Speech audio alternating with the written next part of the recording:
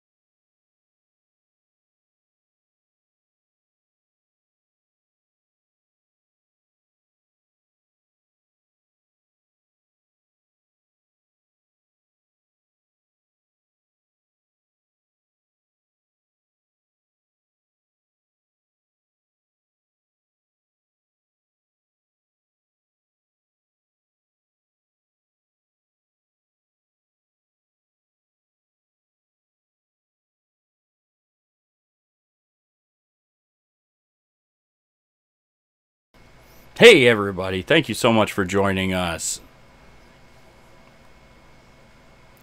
Give us a minute and we'll head right over to you.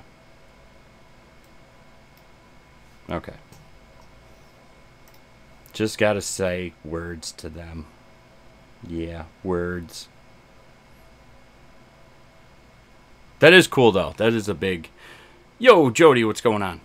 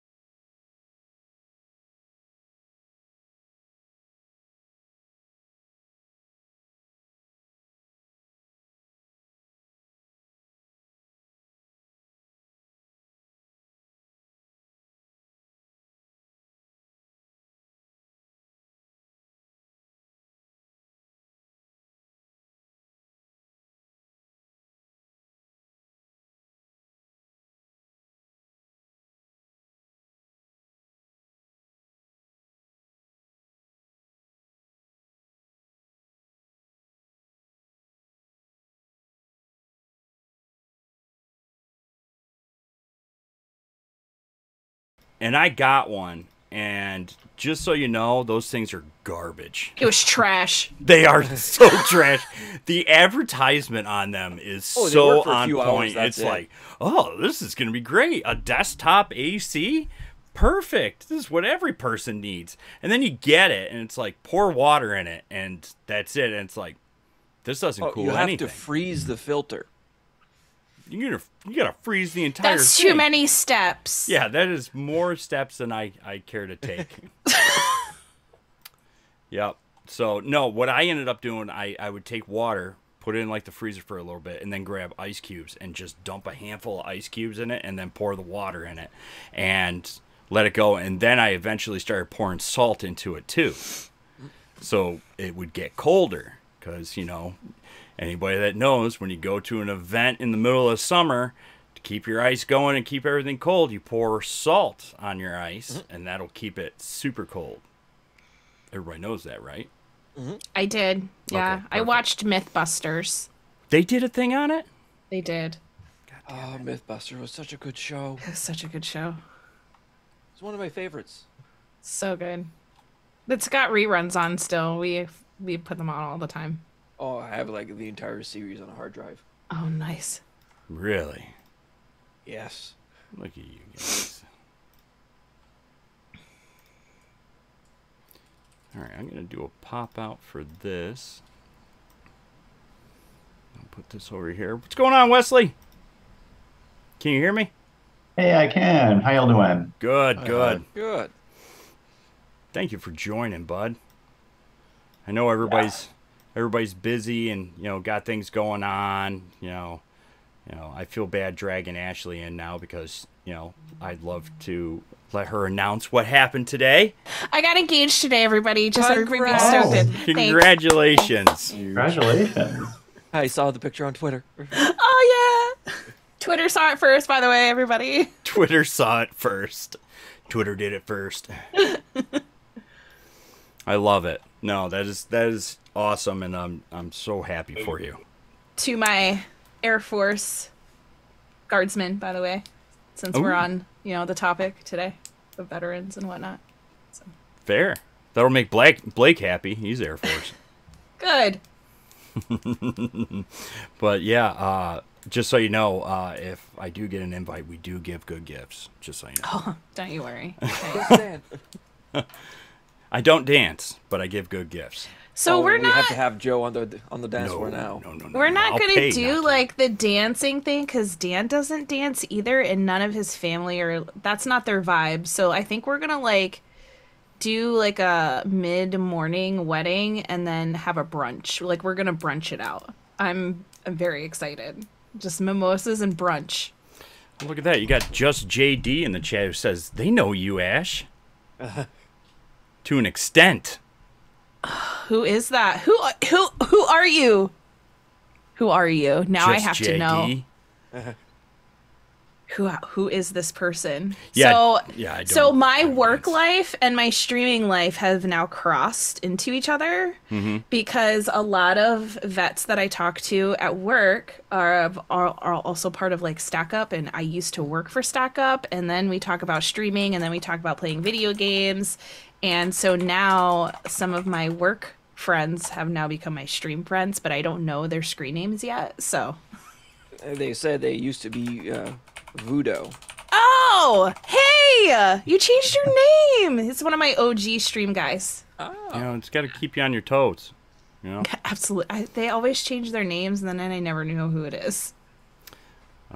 Blake said he'll be with us in just a second. He's setting stuff up. Just so y'all know, just to give a brief rundown, I do have something that I wrote that I'd love to read before we dive into anything. Also, when we go around and introduce ourselves and everything, I put in the chat info to provide is, you know, your name or gamer tag, whichever you're comfortable sharing. If you served, your rank and what your job was while you served, and when you were discharged, unless you are currently active duty, like Blake. And then a little about yourself and what you like to play. Just to make it a little casual, and anybody who doesn't know each other will get to know each other a little bit better. And then I wrote a little bit thing about, Memorial Day. I actually wrote one last year, and I just updated it for this year. So if it's terrible, just bear with me. If it's just terrible, the communications manager will tell you. I'm just kidding. I would never. Then do it's that. going to be terrible. Yes. I had to. So our CEO at work, he always does a Memorial Day message, and he wrote it, and then I went back and I was like, can I edit this? And he was like, why? What's wrong with it? I was like, just some grammar. It's fine. Don't worry about it. Just so you know, my grammar is atrocious. It really is. Blake, what's going on, That's bud? why me and Matt proofread it. Yes. There you go. Yes, that's why if you're in like our director's channel or our team channel, you will see me more than anything posting something there first before it goes to anywhere public. It's like, how does this look? And then I'll wait like 2 hours, and if nobody responds, I'm like, I'm going with it. And then I send it. It's like, you had your chance. You had your chance. I'm at work, damn it. I know. I can't look at it all the time. I know. Usually I'm sending those while I'm at work as well, so it's just I have a little bit more downtime. Try to read some of the stuff between clients. Yes. No. You do what you want. You're in your private practice. You're the boss now. Yeah, that's true. I am the boss. That's right. Meaning I have to pay all the bills. Yeah, that happens too. Wesley, I haven't gotten a chance to introduce you. This is Dr. Goku down here. I don't know where he is on your screen, but Dr. Goku is our program director and vice president at Guardians Mental Health. Wesley is the executive director and founder of Frost Call, and Frost Call Gaming. You see on Twitter and all the socials and everywhere. I had the honor of meeting him in person finally at PAX Unplugged last year. He came by the booth and I was wicked excited to meet him. He's a lot taller in person. Yeah. Taller than you, Joe? Yeah. Joe's so tall. Yeah, I could spot him in the crowd as we were walking around looking through the booths. And if you listen carefully, you'll hear me talking very loud too. For some reason, I only have one volume. So that's fair enough right there. But just so we can get going, if anybody else, I see anybody else pop in, I'll bring them in and I'll fix the screen and everything like that. I just want to be respectful of everybody's time and everything tonight. And also, one little thing I like to do, and I'm going to record this because I do like to share it in other places for Memorial Day, just to be kind of an extra like uplift for just the conversation and people that are involved in the topic and everything. So if you don't mind, I'm going to record it. Plus, one of you guys might want it. So recording in progress. Thank you, Lola. I named her Lola. Same thing with my GPS. Yeah, if you're ever in the car with me for a car ride and I got GPS on, I call it Lola. It's a true story. It was quite the drive of being in Boston. Yes. Yeah. Anytime you're driving in Boston, it's quite a time. Tell you the truth, it's not as bad as Philly. Of all the places I've driven, from Seattle to Texas to everywhere, New York City, Philly, downtown Philly has got to be the worst I've ever driven. The streets are so narrow, and they were doing construction everywhere. It was terrible. Mm-hmm. So It's arguably driving at all, because you're basically just standing still and people are walking past you wondering why you're even trying to get in the car in the first place. Yeah. I know when we left the hotel, we were like 10 blocks away. Maybe less. I don't know. I'd have to ask Matt. But we were like 10 blocks away. It was a 14-minute walk, but it was like a 40-minute drive. And I'm like, dude, we can just walk straight there. It's like you go up 4 blocks, over 2, and then in. He goes, no, we're driving. And we drove. But, all right. If you know me, I can talk all day and all night. So just be respectful of everybody's time. And like I told you, and everybody knows already, these are very casual talks. So we don't go too in depth in some topics or conversations, but we want everybody to feel very relaxed and comfortable being a part of these roundtables and discussions and stuff. So if at any point you need to dip or anything like that, just feel free to shoot a message and turn your camera off or your mic, or go get another ice pack, or whatever you need. Or if you're just too tired and been a long day, feel free to drop off if you'd like. No problem. But I just want to thank everybody so much for taking a little bit of time out of their Memorial Day to come and be a part of this. Last year we hosted a Memorial Day roundtable. It was very impactful, and it was a great conversation. And we had people reach out asking us to do another one this year. And I was very excited to dive into this and reach out to Ashley as well as Wesley to be a part of this. Big supporter of what both of you do. I love Clear Path for Veterans as well as Frost Call.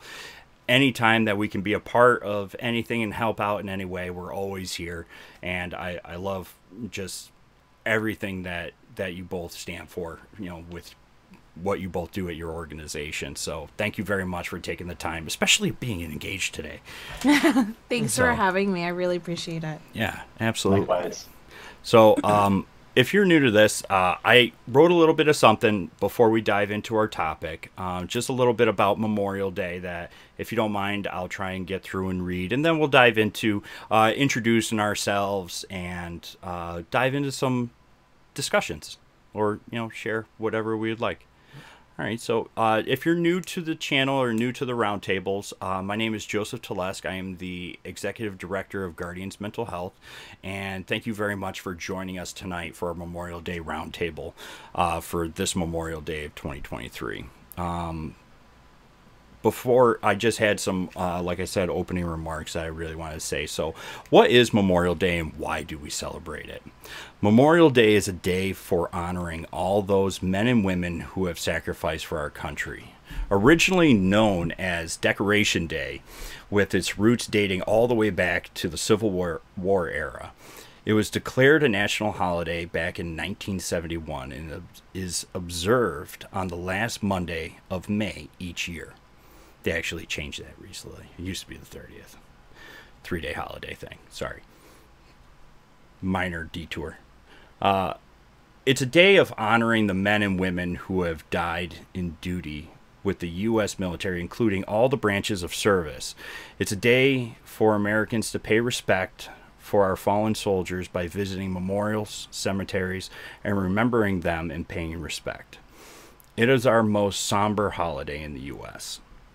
Also, for some who has lost a lot of friends in war, today is a day to remember them and talk about them, which is important because it keeps their memories alive, and that in itself is the most important thing we can do to honor them.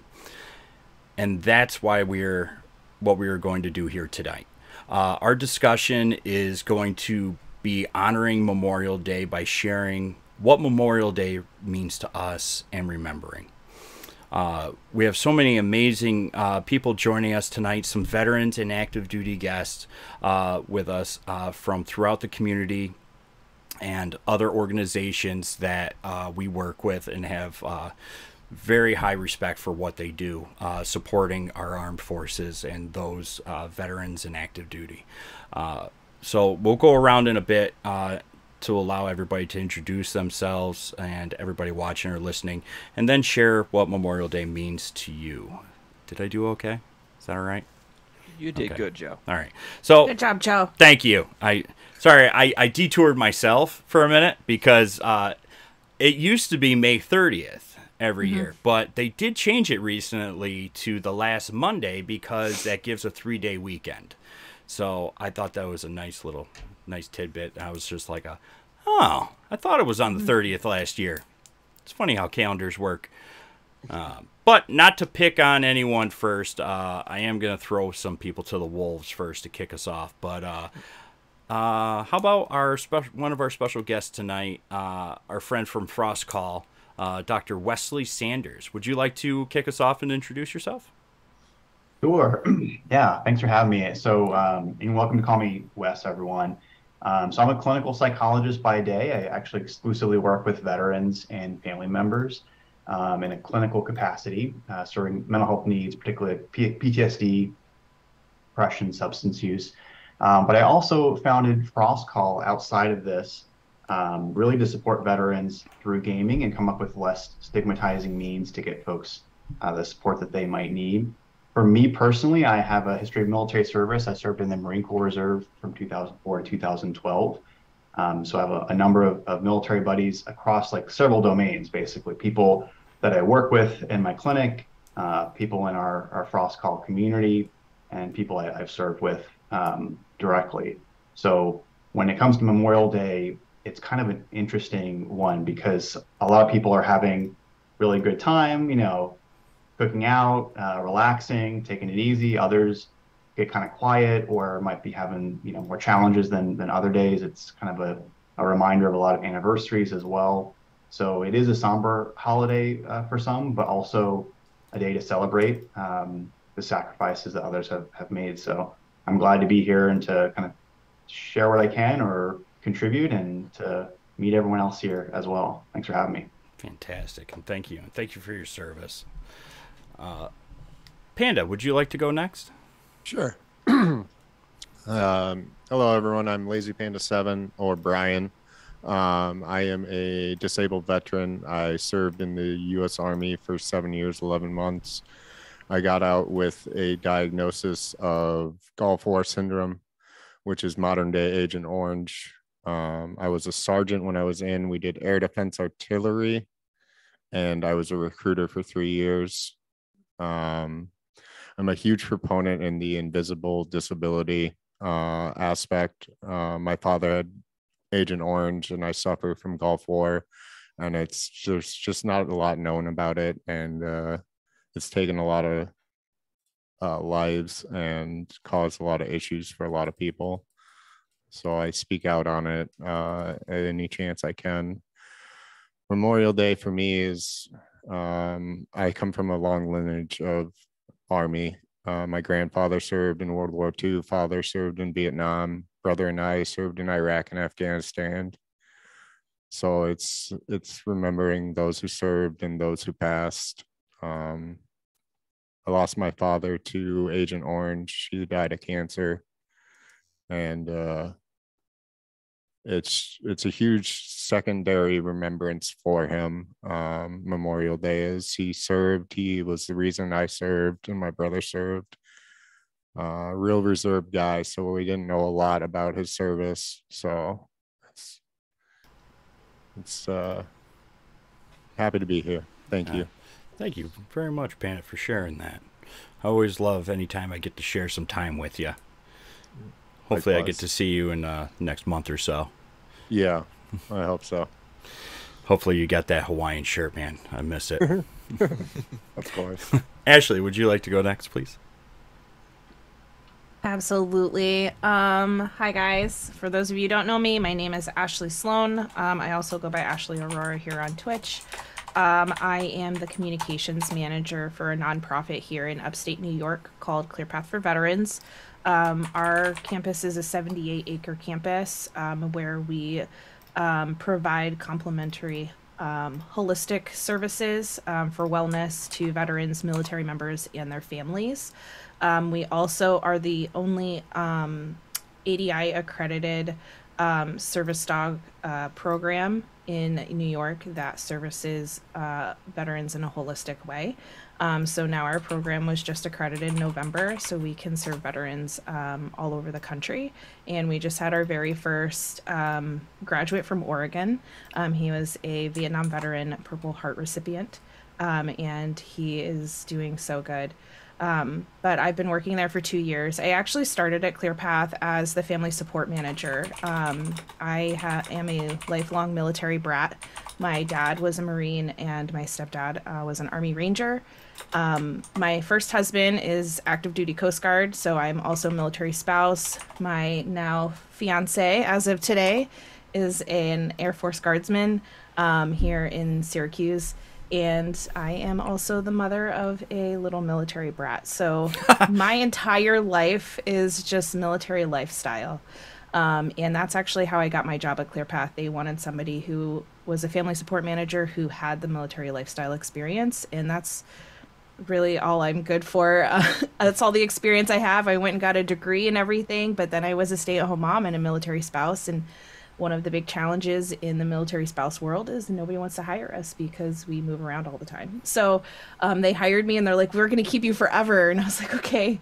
But now I'm the comms manager. So any marketing stuff, social media, anything that you see that has ClearPath for Veterans on it, that is part of my work that I do every day.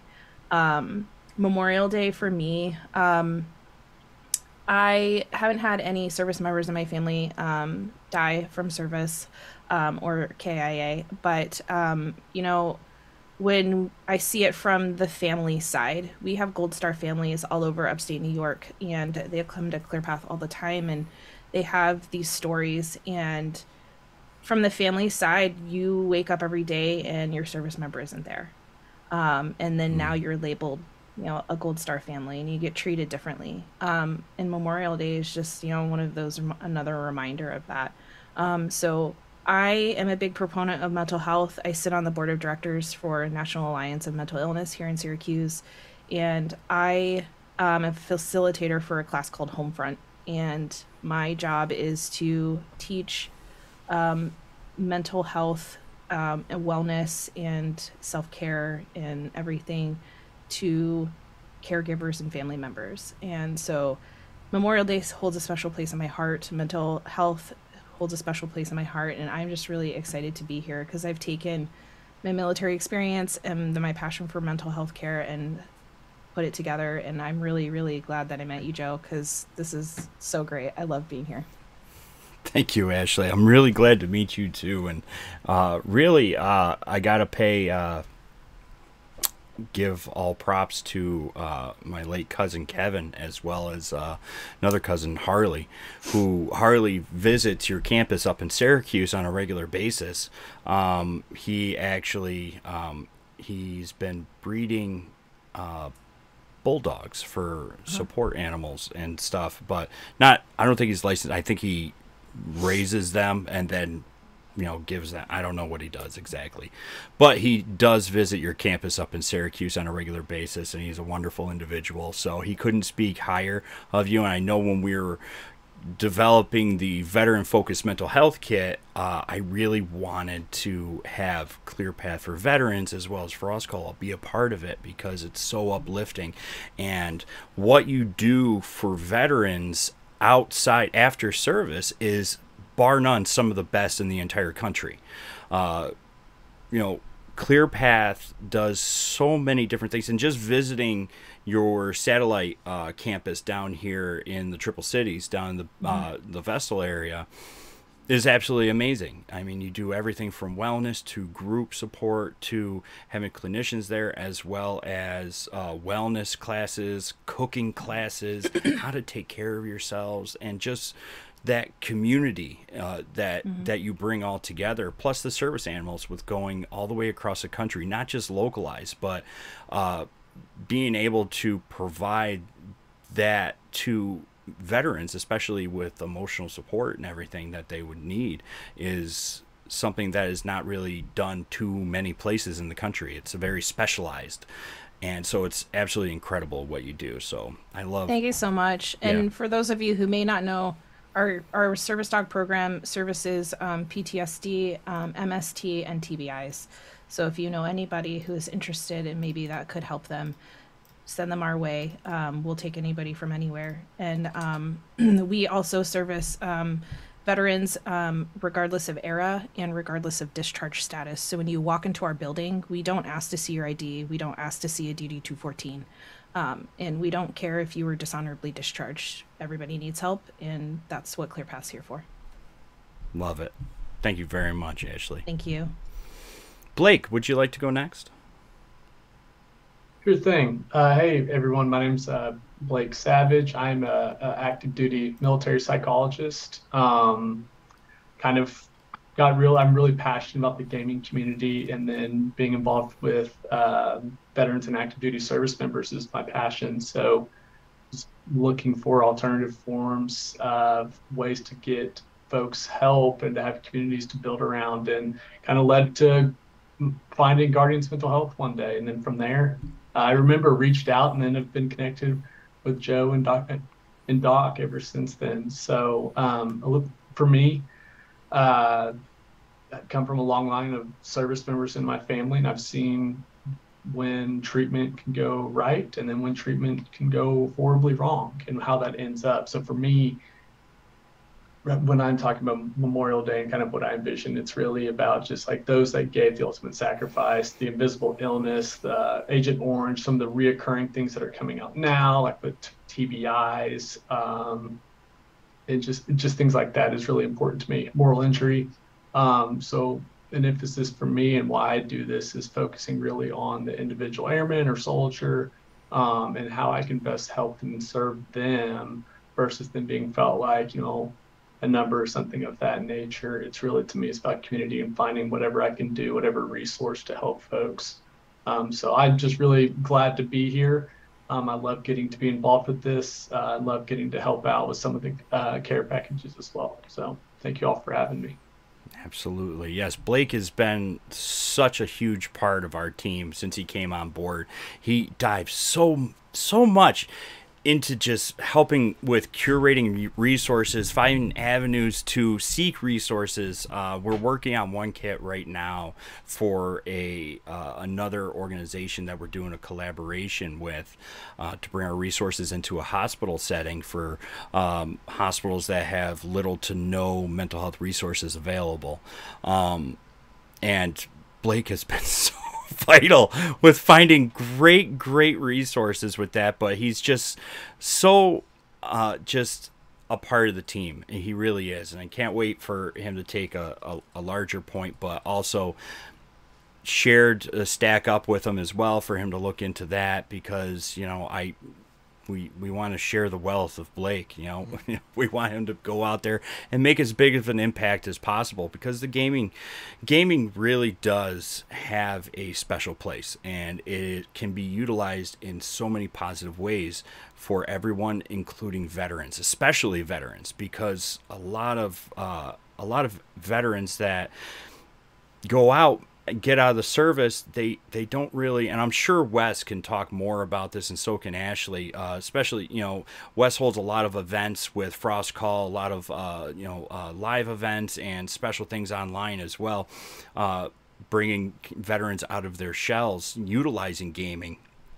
But it really does foster community. Those who may feel that regular civilians might not get them feel more comfortable in a setting that they're with other veterans, and that can share some downtime with one another, just relaxing, playing video games, and then building that community and that brotherhood online, and not feeling so alone and isolated. So I really love how gaming can play a really key part in bringing people more together and not letting them feel so isolated. I know personally, I've never served, which surprised Wes. Last time when we met, he goes, "I thought you served." No, I did not. I've had family members that have served in multiple generations. I was not. I have too many head injuries, actually, and there was something that medically kept me out of it. I wanted to, but I've had so many friends over the years that I've lost from serving. They've served in Afghanistan after 9/11 happened, and with Iraqi freedom, I've lost several close friends that I actually grew a relationship with their parents while they were gone, and I made the unfortunate evening with going there with our daughters were friends. And actually, I went over to his parents' house, and I haven't seen him in like 2 years. And I'm sitting there on the couch, and they're all playing, and I'm talking to his parents, and I go, "When's Michael coming back?" And they're like, "He's here." I go, "What do you mean?" And they had the flag folded on the mantle, and I didn't know that he passed away, and it was really rough. I feel really bad for saying it, but they said it was all right. But also recently lost a cousin who I was very close with. He was family, and unfortunately, he was a combat vet that just struggled every day. And we lost him last year in October, and that was really rough for not only me but my wife as well. And we actually did something for him and for his wife with Till Valhalla. I'm sure Ashley knows who Till Valhalla is. They do plaques for remembrance and bracelets and stuff. I wear a bracelet with him on it, but we did not hear anything. We put in for a plaque, all of his information, all that.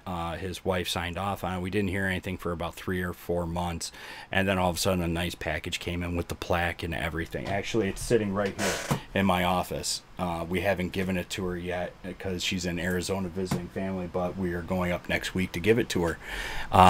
So off air, I could show you what is included in that if anybody's interested in remembering, a family member or a loved one through them. They have a great service where all the plaques are made by veterans for veterans, and they also have a wall of heroes on their website. It's a very nice service that they do. Actually, I'm wearing one of their shirts. I just didn't like this shirt's catching the sweat. It's very hot in here. But sorry, that was me derailing. Doc, would you like to go? Sure. So my name is better known online as Dr. Goku. Full name is Dr. Jean-Luc Williams. I'm the resident Canadian here, so Memorial Day has a different significance for me, as again we don't really celebrate it in Canada. I am the vice president and program director with Guardians Mental Health. By night and by day, I am a clinical psychologist. My experience with veterans has been mainly with the Canadian military, helping out doing some vocational rehabilitation assessments a few years ago. And I do work with some retired veterans in Canada, but it is not the mainstay in my practice. But most of the people that I've learned Memorial Day about is through Guardians MH, doing these roundtables, doing the veteran kit, just talking with them about their experiences.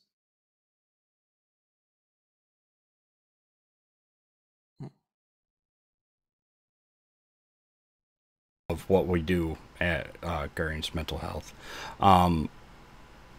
I think you were the only one that had a regular workday today.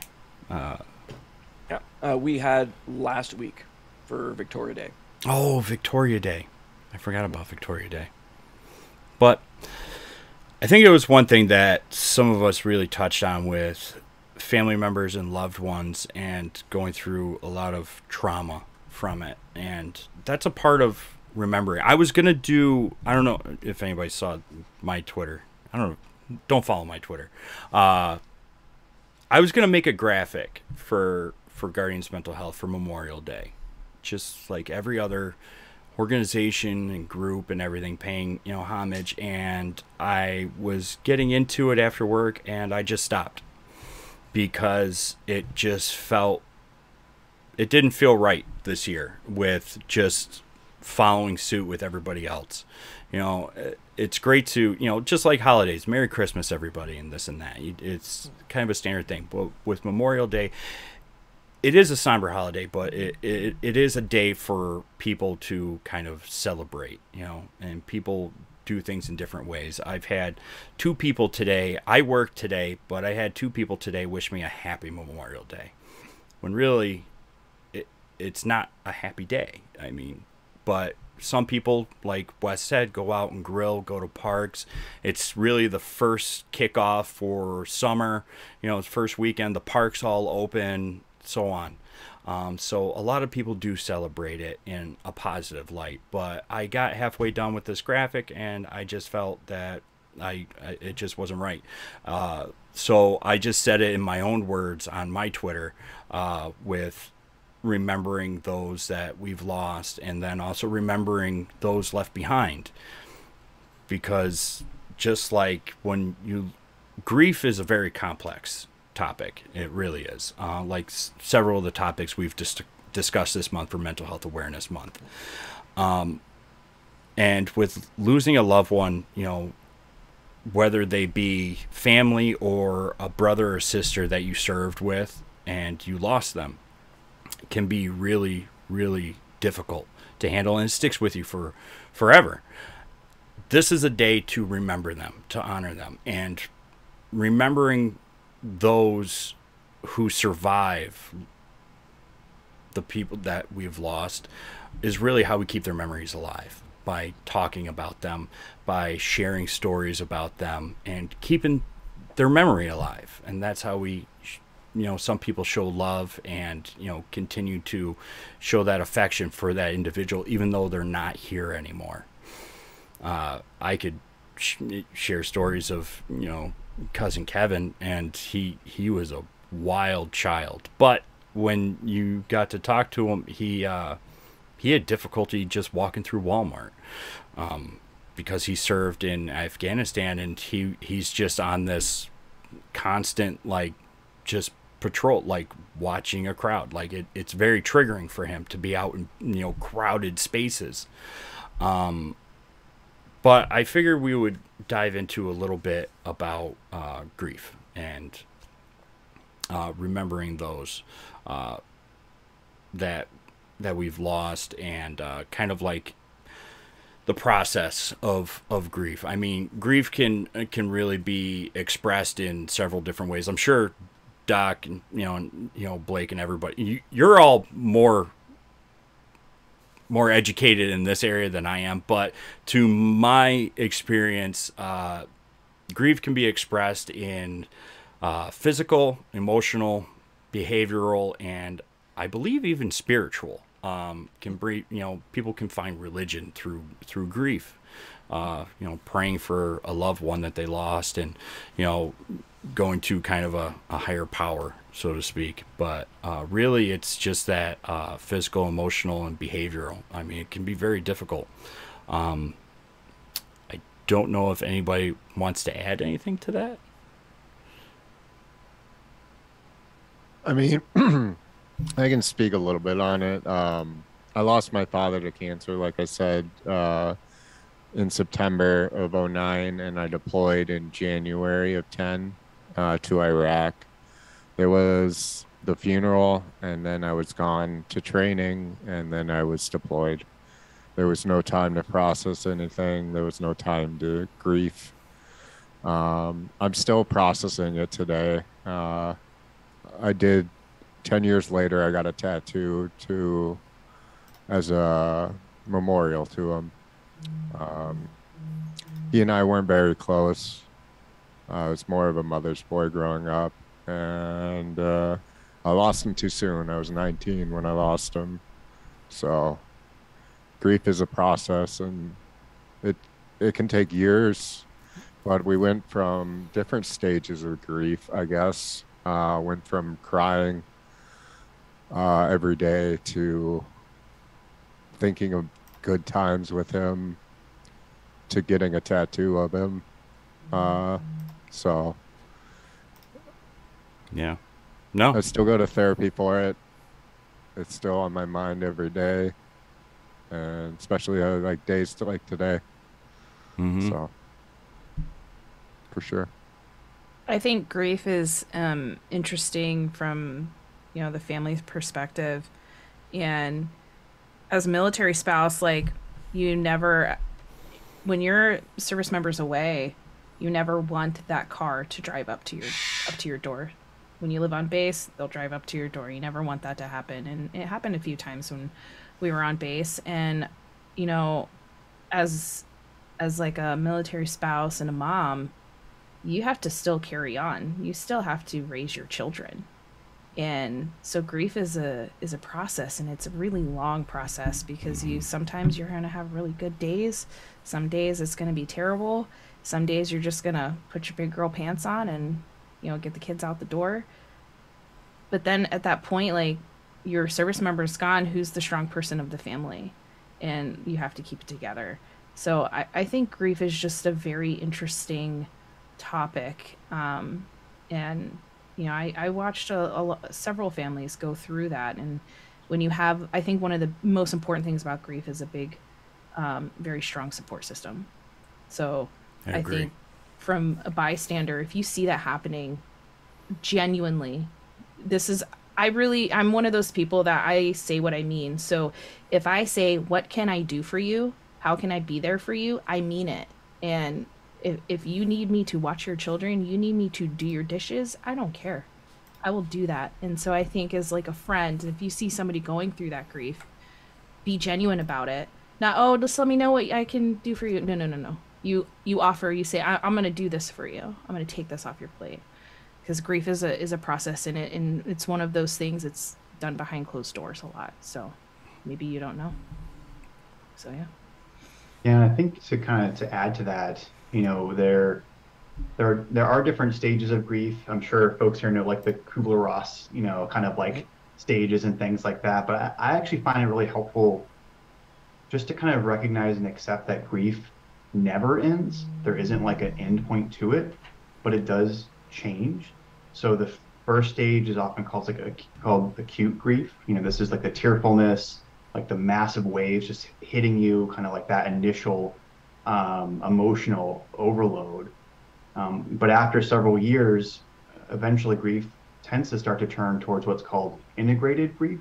So integrated grief doesn't mean that you are no longer sad at all, but you find a way to kind of move forward, to kind of carry the grief with you through your life. And that process takes kind of like a stage of one, facing backwards and recognizing and accepting the loss, but then eventually facing forwards and beginning to think about, how does my life look without this person in it that I really cared about? And figuring out a way to move forward in that life, that would be called integrated grief, in the sense that you still carry that memory, you still feel some of those emotions, but it is not that tsunami that hits, in the first weeks, months, and even year or two, but maybe kind of hits periodically or out of the blue, but not as big of a wave and not as long of a wave as it was in the earlier stages. When it comes to grief, also, a lot of people don't know how to handle and manage someone that is grieving. Either they never gone through it themselves, they don't know what to do, they are uncomfortable with the emotions. But like you said, Ashley, just to be there for someone can be a big load off, a big help for people. And to piggyback on what you said, Wesley, the entire part of the integrated grief, because grief, and I love this quote from WandaVision, so if anyone has watched WandaVision, what is grief if not love with nowhere to go? Because as humans, we feel things. It's part of the human condition to have all these feelings and emotions. But when that person is no longer there, what do we do with it? Because we still care about that person. We still have all of the emotions tied to the person. And they're no longer there. Mm-hmm. That's so powerful. So that emotion needs somewhere to go. Mm-hmm. Yeah, don't be like Wanda. No, don't be like Wanda. No, that's a good quote. That's a good example of someone that is not processing their grief. No, but she wanted that love back. She was trying to go through any length to get that back. I mean, in a video game sense, Senua's sacrifice in Hellblade. She lost her loved one, like a village raid, and she was traveling through, through hell to get him back. That was her whole goal of the game, was to get him back. No, and going off what you said, that is about supporting somebody who is grieving. or somebody who is struggling. That is one of the things that I think is the most difficult thing for somebody who doesn't have experience in it to do, because you can offer support, and Ashley's well versed and knows how to provide that support to somebody, but just an average Joe going down the street, and I'm talking to Panda and he's starting to open it up and I'm not prepared for it, and I just sit in silence. It's not very supportive.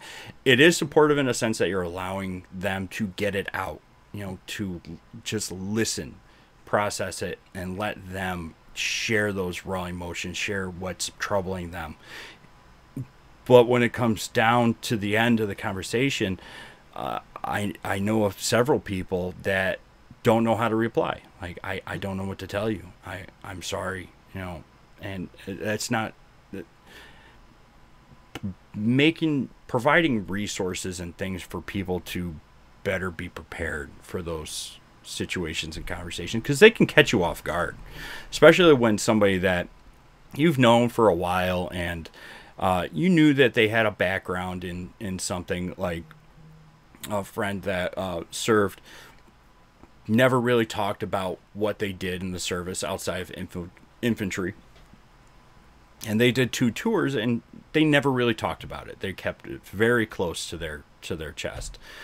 And just one night they were comfortable enough, and then they opened up about things that happened to them that they will never forget, that haunts them, and people that they have lost in the middle of the shit, and they miss them every day. And it's difficult to be able to provide that individual the support that they need from just a peer standpoint. What would be a good suggestion for anybody who's watching or tuning in who has friends or family that did serve, that would be a good starting point for providing support? I think, and I do this a lot, and this doesn't just apply to grief. This applies to everything. I think in every kind of hard situation, I use this all the time. I will look at that person and I will say, how can I support you? Do you want advice? Do you want me to just listen? Or do you want me to just sit here? Like, what would you like me to do? And oftentimes people aren't asked that question. Many people are not asked that question. People will just give unsolicited advice all the time. I try not to do that. I just am like, how can I support you? Would you like me to just sit here? Do you want me to give you advice? And my best friend is, she's retired Coast Guard she was in the Coast Guard her entire career, and she was overseas in Afghanistan. She was with an Army unit, and she got hit by an IED. And it wasn't until about this year, she's in her 40s now, it wasn't until about this year that she realized that she was sitting with PTSD. And she really acknowledged it. And she was in a way grieving herself, because she just was like, I'm grieving who I thought I was. And I said, what would you like me to do? And she goes, I just want you to sit with me in the dark. And I said, absolutely. I'm here for you. And I did. I just sat there and we sat in silence. That was it. And it was helpful for her. So yeah, I think every person's different, but ask the question. Absolutely ask that hard question. That's a good point right there. Yeah, I don't think a lot of people lead into that, with asking right from the get-go. And I think that's a very vital point that a lot of people forget. Because not everybody needs the same support. And maybe just sitting there, having somebody with you isn't, what they need at that point, in that moment. Yeah, and that's something that I suggest all the time. Certainly for people that tend to be fixers, that tend to not really know what to do unless they have a direction or something they can do. Because if they can't fix it, they feel uncomfortable because they're not really dealing with the emotion, they're just solving a problem. Right. And it's to ask that question of, all right now, what do you need from me? Do you want to vent? Do you want me to listen? Do you want me to provide solutions? So it's giving that other person the ability to choose and verbalize what they need from the other person to get that tailored support for that moment. I agree. That's nice. Yeah. I really agree with what all of you have said. I just wanted to piggyback off something that Ashley had talked about earlier with that, like leaving that space and just like being with them and sitting with that person or that individual in that grief, whatever they're experiencing, and just being there for them, whether there's a word being said or not. I think that that's really important to just know that that space is available when they need it, and that you're like warm and opening regardless of the situation, and that they know that they have someone who's there for them, like in the thick of it with them.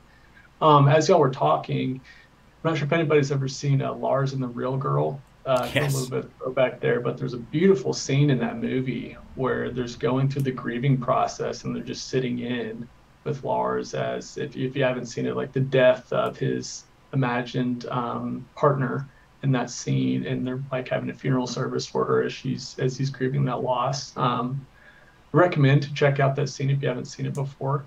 To me, that shows kind of a really like idealistic way of grieving, but then also a way that there one day, that there could be some little semblance of a light at the end of the tunnel. It doesn't have to be anytime soon, and it may not be, and it's always going to reoccur over time. But I think just being that warm presence for someone is extremely important.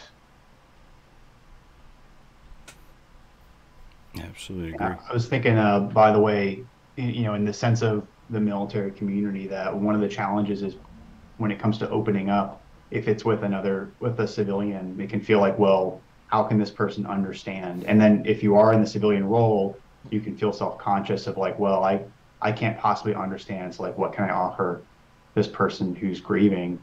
Right? I think that the root commonality is the emotion, right? The challenges that person is going through are not unique in the sense that no one's ever felt grief before. They're just unique in the nature of the circumstances, and being able to validate that. And when I say validate, I mean to kind of reflect what emotions you're hearing and support that person. It's not just a secret therapy tool. We can all validate and label what emotions or what experiences we're hearing from the other person. And you can say, I can't imagine what that must have been like. And like, I hear you. It sounds incredibly hard right now, what you're going through. And I was going to say too, even asking before the person opens up, right? How many people are walking through their day today, carrying a heavy load and unwilling to share it because they got that military background, they want to keep it to themselves. And not many people really ask, and just kind of say, how you doing today? If you have served and you have someone else who served, reach out to them. How you doing today? How you doing? It's a little thing, and the person may respond, say, I'm fine. But even that interaction could mean a lot to someone who might be feeling alone right now with their grief. So just kind of being able to reach out like that can be powerful. I have an example of kind of the Wesley is saying, the civilian military aspect, right? And my partner and I are very open, and he knows I talk about him all the time. I use him as an example in my NAMI classes, and he's always very comfortable. Recently, he's been, going through, Blake knows moral injury. It's a newer topic, and I believe it's a form of grief, because there's a lot of guilt there and grieving there. And I have never served in the military. I have a different experience with the military. But my partner, he sensor operator for drones, and the military doesn't classify it as a form of combat. However, in the actions that you are doing, you're taking lives. And there was one time where he was opening up to me, and I said, I don't understand because I've never had that experience, but what do you need from me right now? He goes, I just really want to tell the story to somebody. And he goes, you don't have to say anything, you don't have to give advice. He goes, I just want to know that I am not a bad person. And I said, all right. I said, let me listen to your stories. And we sat there for like 2 hours, and I just sat with him and listened, and he got it out. And that was actually very enlightening to me as a person who doesn't have that experience. For him to share those experiences with me, it was very enlightening to me.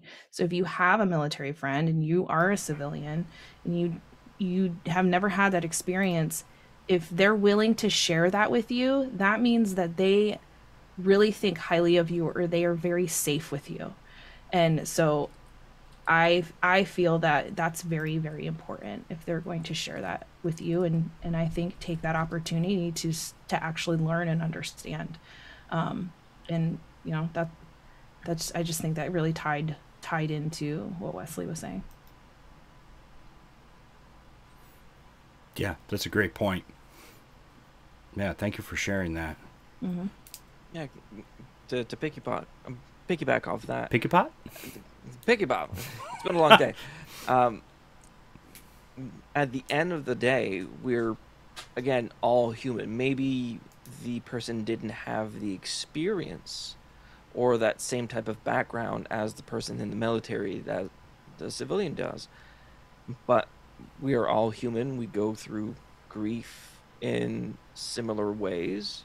But just to have the other person know that you are there, that you're able to listen, that give that opening and that avenue for the person to be able to share, can be very huge. I read a book not too long ago. This was for correctional officers, but the person that wrote the book had said that to protect the people around them, they would close off and isolate as a way for them to protect the people they care about the atrocities that they see on a daily basis. So while it did that, closing yourself off to that also isolates the people close to you. So you're also pushing the people that you care about away. Mm.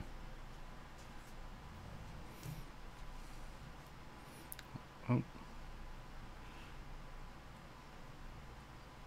You're back.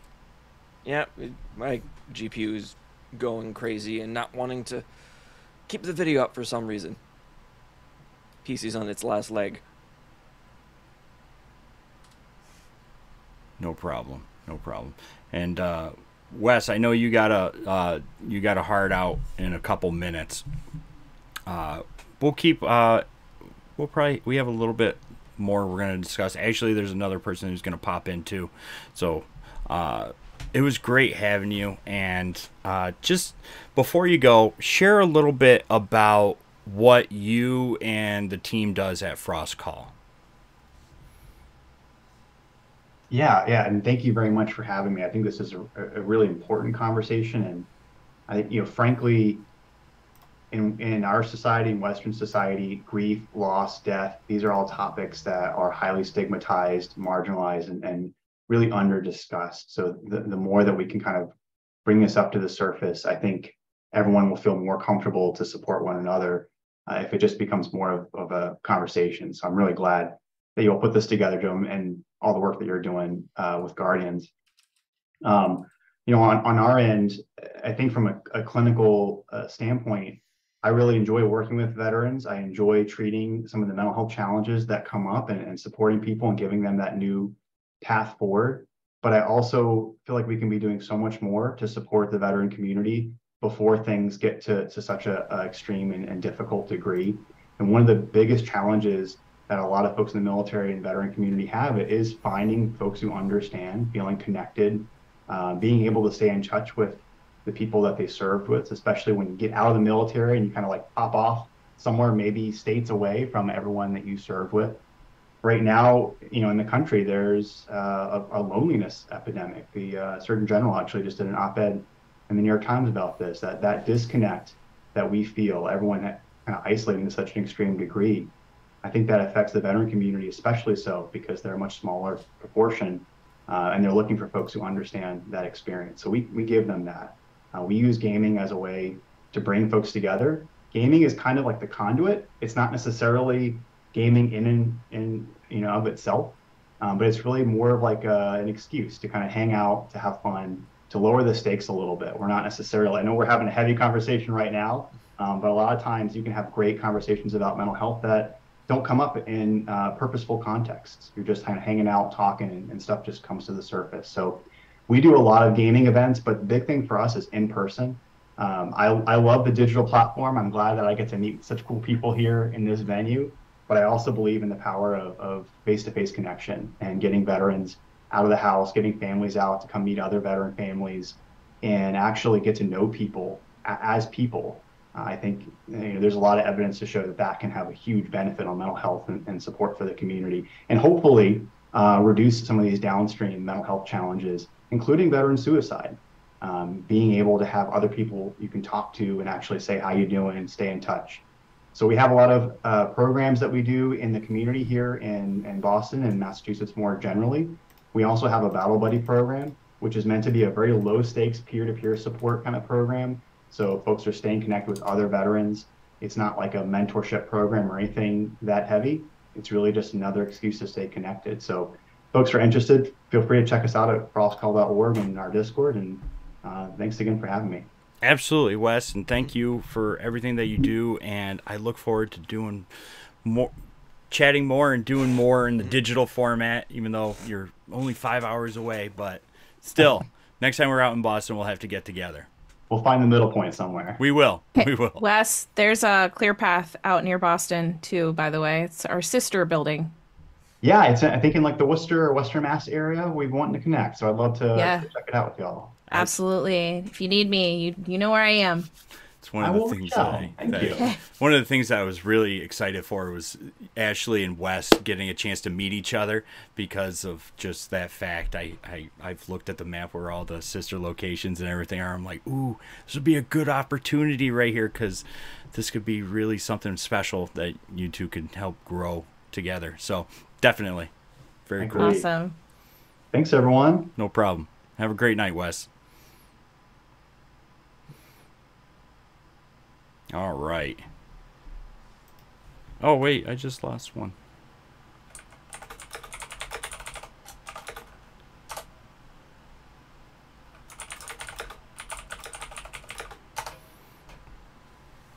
Shafus is 5 hours ahead of us. He is a U.S. Military veteran, but he lives in Germany now. Yo, that's so cool. Which coincidentally, isn't somebody going to Germany soon?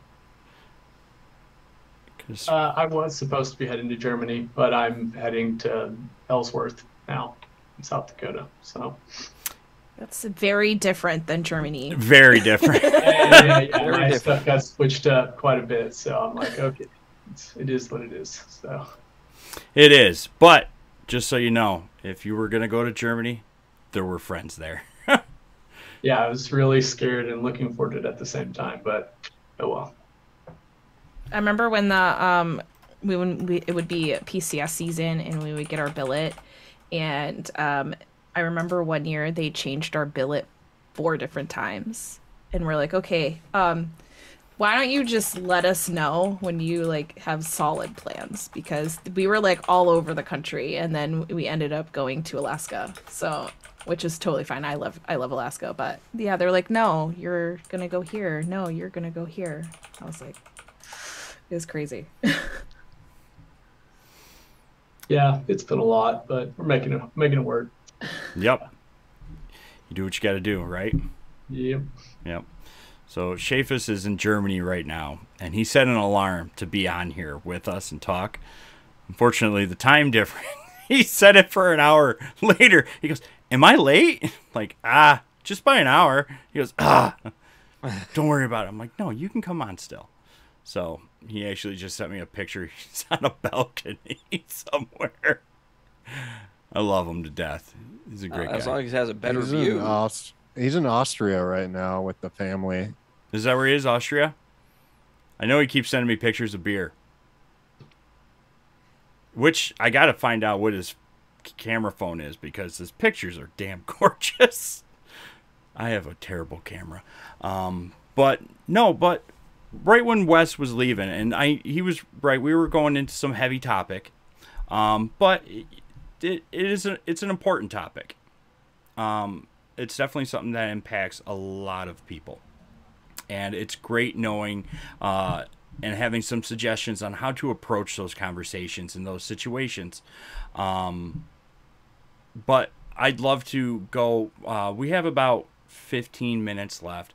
I'd like to switch gears and go in kind of like the positive side of things with this, with utilizing like gaming and the digital, avenues and stuff, because this can be what we said at the very beginning.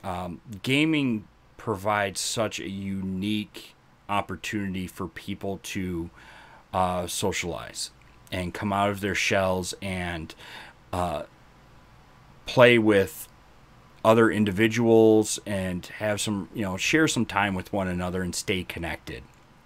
And there are a lot of great organizations and groups like Frost Call who have that common space for veterans and service members, where they provide kind of social events where veteran families can meet other veteran families and build upon that community.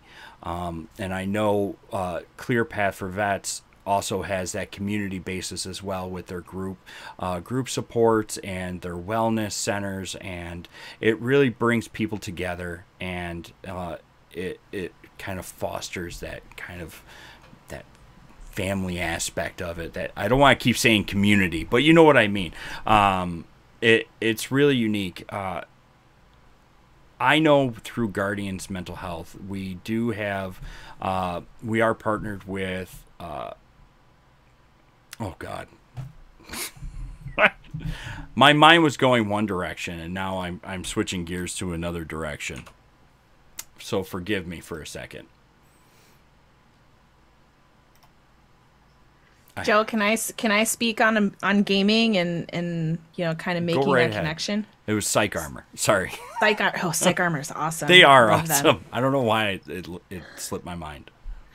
When we were stationed in Alaska, we were stationed there twice, and we were stationed in this very tiny town called Cordova, Alaska, and it's a little fishing village. And I didn't have any friends, and my husband was gone all the time. He was out on a boat. He was on a buoy tender, and so they were out all the time doing random stuff all the time. And I don't make friends easily. I have major social anxiety. And so I figured out a way through gaming to make friends, because a lot of the spouses there and the community there, I didn't share the same interests with them. So I never left my house. I isolated because I felt like I had no community. And through gaming, I ended up on Twitch and streaming, and now most of my friends are all from the internet. And I can't tell you how many military families I have gotten to know from a bunch of different branches through gaming and the Twitch community. And really gaming has, kind of changed my life, and now I'm here, and I actually met Dan, my fiance now, through gaming and, kind of nerddom. And I think it's really amazing, and just how the internet now can connect you to people who have the same experiences and share the same interests. And Discord, man, it connects you so easily. So like if your friend has deployed, or if your friend has moved away, that's the bad part about being a military family, is you make friends and then they go away. And that's so difficult, and especially for the military kids, because now their friends are gone, that they just took that time and to become friends with them. And it was funny because we would always say as military spouses, do we want to invest the time in the other person? Because when we would make friends and then they just go away. And so Discord and gaming, and especially Destiny, any MMO, man, it has solidified a lot of my friendships and kept a lot of those bonds to those military spouses that otherwise would have just gone away. So I can't say anything more positive about gaming and mental health and getting people out of isolation, because it's changed my life for sure. So I will hit on, I think that was very well put again, Ashley, just crushing it. Is from the active duty side of things, like our clinic and stuff, I'm in a really big clinic, full high demand, but I've been able to push for like having a gaming centric focus, like with having Stack Up and Guardians Mental Health, and then maybe even Crosscall, like we have those resources that are there in our clinic for folks to have and to take with them, like little postcards to sign up for the Discord channels. We have the mental health kits or have the virtual ones like on forms that they can take with them. I've had a lot of really receptive feedback, both from other providers that I work with, as well as from people that I see, other active duty service members or their friends. I'll get heard from my office is decked out in a bunch of my gaming stuff. And I find that naturally is a very easy way to start a conversation. It's like, oh, you play Destiny? It's like, yeah, when I have time, but I love to. But like those things like that, I think that that's just like a universal culture of like, okay, like I can talk to this guy, like he seems all right. So I've always been an advocate for having those sort of like foot in the door sort of ways to have meaningful conversation and sort of lower that barrier. But then also, like as I mentioned earlier, that community focus and having a shared community of similar backgrounds or spousal support, or for military kids. I think that gaming and just the resources that we're starting to sort of unlock will pay dividends in the future for our service members. I really, truly believe that. And I'm excited to keep pushing that forward on the AD side of things. Yeah. Because gaming and the internet is the great equalizer. Yeah. 100%. If you're playing a game, it doesn't matter where you are in the world, what you're doing, you're all banding together. Certainly if you're playing like Destiny, you're playing an MMO, you're banding together to confront this task. Mm-hmm. So it cements these relationships and bonds. It's a no judgment zone too, because if you're not streaming, right, and I'm a very socially awkward introverted person until I got into streaming, but if you're not streaming your face or anything like that, if that's something that like you're very self-conscious about, like how you look or how you think people are going to judge you, they're not going to do that, because you're in a dungeon trying to defeat the boss. Nobody gives a crap about anything you've ever done, what you look like, how much you weigh, nothing. They want you to DPS higher, and that's really it. Yeah, or carry us in trials. Right? Panda. On that need note, to be carried for trials. On that note, I am very socially anxiety ridden and suffer from agoraphobia. Both streaming and gaming has brought me out of my shell to the point where I'm okay making friends again. The military, like you relate to them on a different level and make friends easier because you have one or two things in common, but you're going through the shit together. And that's where your bond is formed, is you're going through the shit together. And then you have one or two things in common and they become your friend.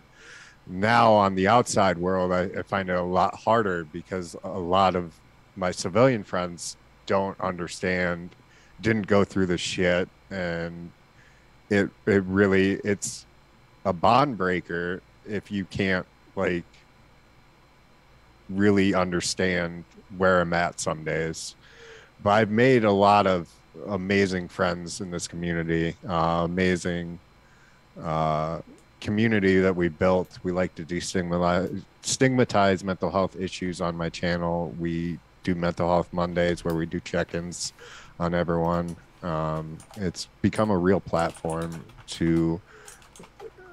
for my voice to destigmatize these invisible ailments and other issues that plague the veteran community. So I absolutely am thankful to have met you, Joe, through Molly. Huge shout out to Molly Funk. That's how I found Guardians Mental Health, and I was so enamored by her speech about it. It came up with her suicide prevention message that comes up now in my chat every 30 minutes, and it pops up in her chat as well. And that's got us talking. I've lost a lot to suicide, unfortunately, more than in the service. So it's a huge backbone to what I'd speak out about. And Yeah. it's tough out there, and I'm just thankful to have resources like you guys. I've worked with Stack Up. I'm a part of Regiment now, so I'm utilizing my resources to help other veterans. Yeah, you're an amazing voice in the community. I absolutely, hands down, love you so much, Panda, for everything that you do. You're not just an amazing individual. I've got to spend, personal time with you, out of town, and you're a great person to be around. But in your channel for Mental Health Mondays, and then you also do Thursdays, and just every time you're on, you have such a welcoming space for people, and you really do destigmatize, talking about mental health and other issues that a lot of people struggle with, and it's just such a safe space for people to go in, and we couldn't be more proud to have you, a part of our team, at GMH. And just like I've always said, we are not a one-stop shop. There are other amazing organizations and groups out there that do incredible things, and if any of our team members or anybody has any sort of affiliation or does work for other ones, Panda does charity streams for Stack Up as well, and we try and uplift it. We'll join the chats and everything. I've donated personally to when he has campaigns on. We try and help support all of our team members for what they do, because all these organizations and groups have amazing impacts and do truly amazing things for other people. I absolutely, adore, what Steven and his team do over at Stack Up, as well as, Wes and his team at Frost Call, and Ashley, you over at Clear Path, and Blake's just there. No, Blake's actually everywhere. Blake has his hands in a lot of different places, and I couldn't be more thankful for what everyone does. But I did say it was going to be around an hour, so we're at an hour and 25 minutes now. Just went over to that, so I want to be respectful. Saying that we derail. No, actually, it wasn't that bad this time. No, Joe, you did pretty okay. Oh, pretty okay. I'll take that, Ashley, from the communication manager. Joe, you did pretty okay. Yeah. That's now a new emote. Somebody's got to make it pretty okay. You know what? I'm gonna write that down. Pretty still okay. need the mute emote. one. We have a mute emote. Oh yeah, I see it now. Pretty okay. Got it. And I'm gonna put in, a parentheses, you're pretty okay, and then it'll be double. We're gonna make that into a pin. Yeah, and then I'm gonna send you one. That new Steward pen is pretty awesome. It's already hanging in my office. Yes, we have new Steward pens. So, actually, Blake, what is the meaning behind that? Behind Steward? Steward, Yeah. Our RTS bot and library. So our RTS library is a 24/7 on-demand mental health and crisis resources library that is available on Discord, Twitch, and any web browser, including our app, which is a full library of over 184 different resources available 24 hours a day. So it really helps with helping individuals with providing next step resources to people on the fly. Like you can have it active in your Twitch channel right here, and you can have access to a plethora of fantastic, if I can spell library. So if it'll pop up. There you go. There's a list of different categories from abuse, harassment.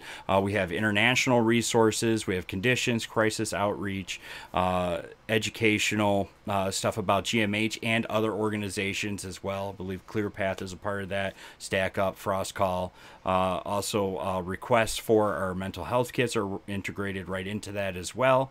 And it is utilized by over 400,000 individuals. And it goes across all platforms. I believe it's in over 2,000 Discord servers and hundreds of Twitch channels right now. Wow, and it continues to grow. And also, if you want to have it on the fly with you, we have our own free app. It's the GMH app. And you have access to the entire RTS library right there from the palm of your hand. And that can be anywhere. So if you're curious, and all the resources in it are vetted by mental health professionals. Doc included. Blake has helped vet a few as well. And that's the one great thing. It takes it away from like Dr. Google, where people are Googling resources and going down rabbit holes. At least the great thing about the RTS system, and Stewart, our mascot for it, all the resources are vetted by mental health professionals. So you know that the resources you're getting are meaningful. And we also try and highlight other organizations and groups as well to help bridge that gap for individuals who are looking for specific resources or support for whatever they might be going through. We have those resources available in our library as well. So that is the story behind our little friend here, Stewart, who is our little Amanda RTS. Named him, right? Amanda did meet him. That is our AFC director's better half, Amanda. We have a prototype plushie of him, and I sent it to her, and she carries it at every. It is huge. It was supposed to be 12 inches. The thing is like the size of a 18? freaking beach ball. It's huge, but she carries it around wherever she goes, and we might make smaller ones, but she named him, and it's a great system, and it's a great program right there. And it's one of the things that we do at GMH is, providing access to free resources for people and tools for them to utilize them. So utilizing that on Discord communities as well as on stream has been nothing but fantastic with taking the kind of chore, the work out of the streamer or content creator's hands with creating commands on Nightbot and, trying to get links that are dead, that used to be active, and, resources that might not be as meaningful as you would hoped. All the resources are vetted before they go in, and we maintain it all the time. We actually just added resources on burnout on there as well as I believe there was a conversation going on tonight about more resources going into it. So we do add resources all the time to it. Yeah, adding Dr. Russ Harris's YouTube channel for ACT metaphors. We're not adding metaphors.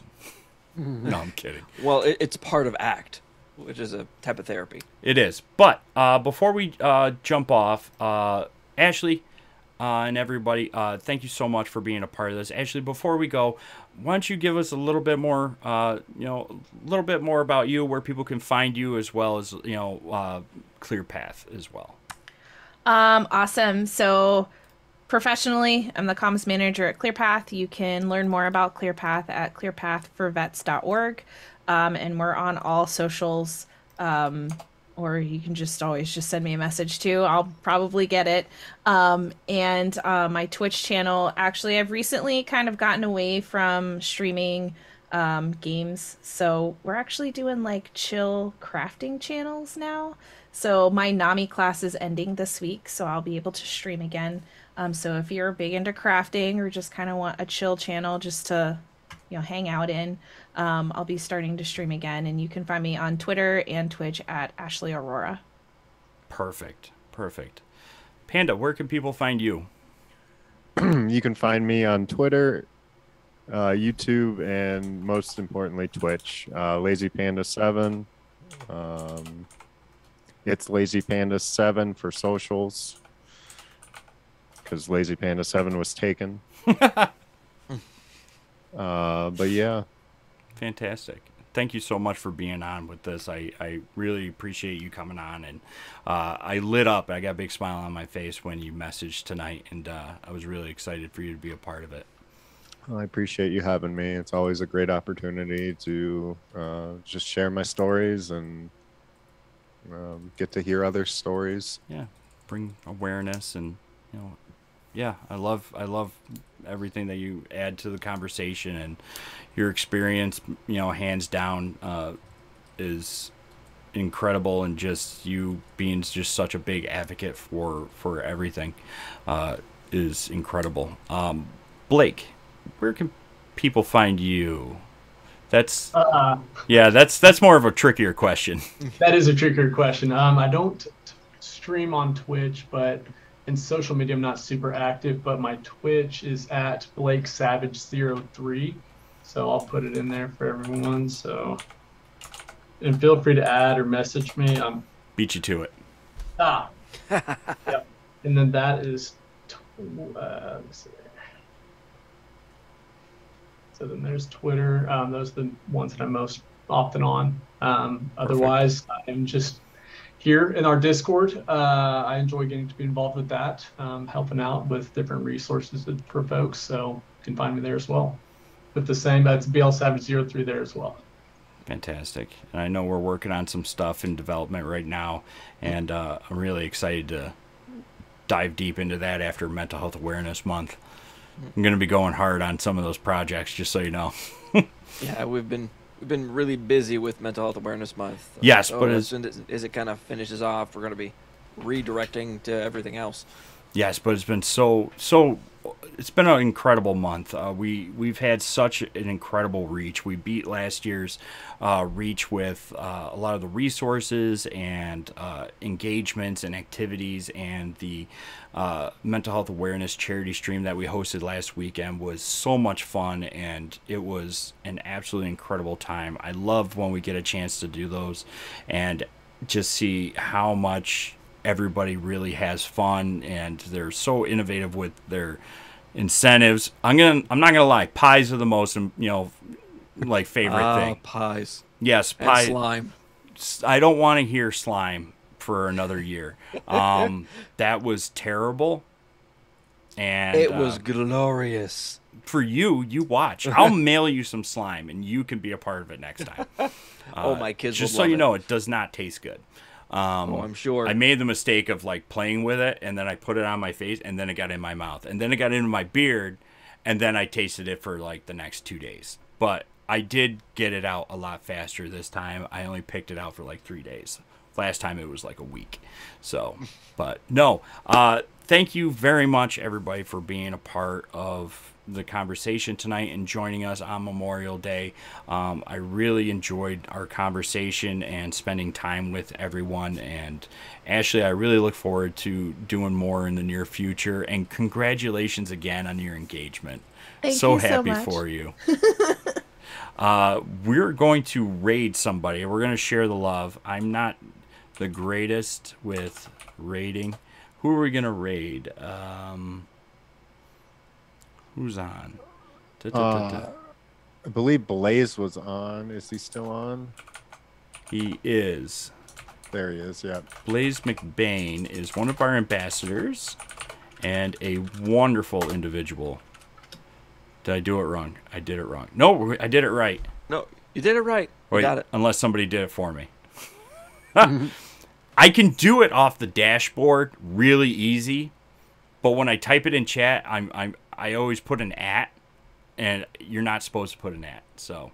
But thank you everybody so much for joining us tonight, and we really wish everybody a safe and relaxing Memorial Day, and please take time to thank you for taking time to share in the conversation with us, and remembering those who served our country and sacrificed their lives so we can have what we have today. And really don't forget to reach out to loved ones, and remember people, individuals that we've lost, and keep their memories alive.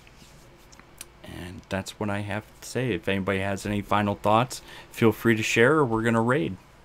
Drink your water, and Diablo's coming out soon. Yes. So. Drink your water, and if you want, Diablo 4 comes out this weekend. Enjoy. We'll see you all.